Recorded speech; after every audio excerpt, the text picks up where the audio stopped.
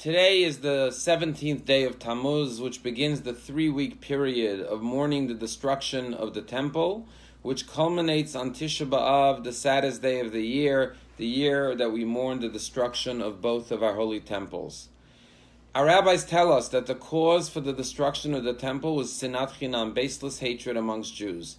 It is hatred that leads to the destruction of the temples, of the world, and it is love that will rebuild the temple and rebuild our world. Sadly, hatred still exists today. A matter of fact, this week, on July 4th, the greatest anti-Semite perhaps alive today, Louis Farrakhan, held a speech that was televised worldwide and is actually posted on YouTube, which almost has 1 million views, as I checked just a few minutes ago. And in this speech that he gave, he spoke the most hateful words of anti-Semitism, accusing the Jewish people of being the Satan, and how we have to throw the rock of truth upon the Jews. And he goes on to accuse the Israeli army and police for training the Minneapolis police officers that killed George Floyd. Not long after that, a day later, a wide receiver of the Philadelphia Eagles, Jackson, went ahead and posted on his Instagram horrible comments quoting the greatest, most evil man of the past generation, Adolf Hitler, Yamach Shemo, may his name be cursed, and basically supporting and condoning him and his words, and referencing the speech that this great man Louis Farrakhan gave just a day earlier. Sadly, anti-Semitism continues. Just like the Romans and the Babylonians destroyed our temple out of hatred towards the Jews, this hatred continues till today. But here's what's so shocking and ironic. You know, the Talmud tells a beautiful midrash that when God made the trees on the third day of creation, the trees were fearful, and they said to God, God, how can we survive in this world? The iron that you created will come and chop us down. And God responded to the trees, and God said, as long as you don't provide the wood for the handle of the axe, no axe can ever chop you down. And this midrash has to be understood metaphorically. What God is telling us is that we should not empower our enemies to destroy us. We should not provide the wood for the handle of the axe. You know, the owner of the Philadelphia Eagles is Jeffrey Lurie. He actually lives here in Palm Beach, a wonderful man. But as a Jewish owner, you would hope that they would take a very strong position and not accept this anti-Semitism. If a player said something like that about any other race or denomination, I'm sure the action and the response would be a lot swifter and a lot harsher.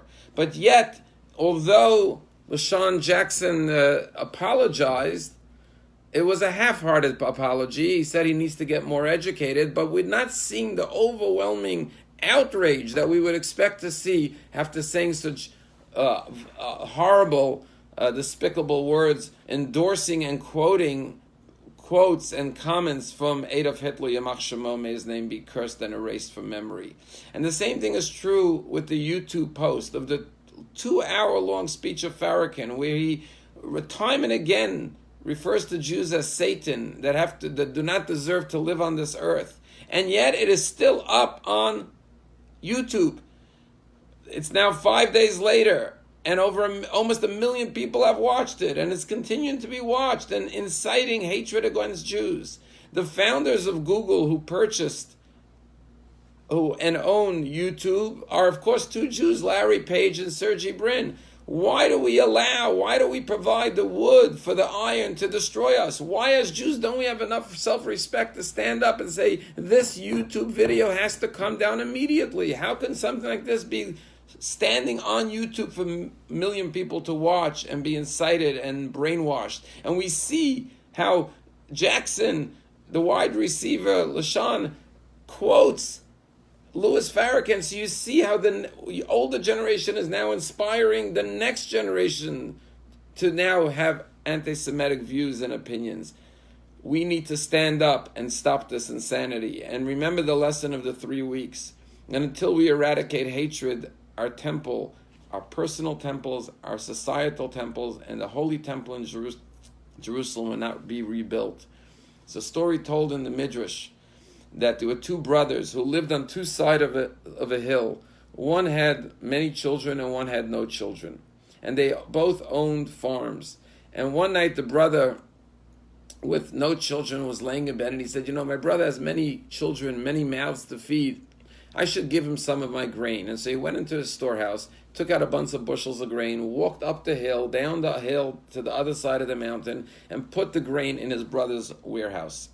The next night, the other brother's laying in bed, and he's thinking, I have lots of children who could work for me in the field and support me, but my brother has no children to take care of him. He really needs more.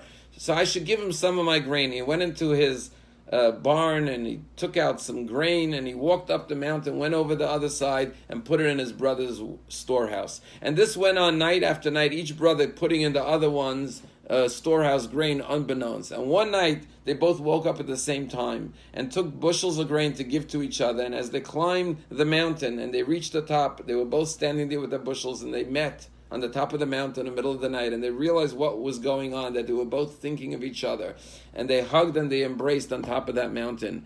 Now, rabbis say, God looked down and God said, that's the place where I'm going to build the holy temple, the Bet HaMikdash, because that mountain was Mount Zion in Jerusalem. And what the rabbis are teaching us is, when we turn to each other with brotherly love, with respect, with concern for each other, with care for each other, and love each other and support each other, that's when we merit to rebuild the temple in our midst. But when we turn our backs to each other, and even worse, we spew hatred and venom and sick ideologies against each other, and we stand by and tolerate it as a society, then, God forbid, it leads to the destruction of the temples and the destruction of our world. And when we look around the world, we see so much chaos, so much anarchy, so much destruction.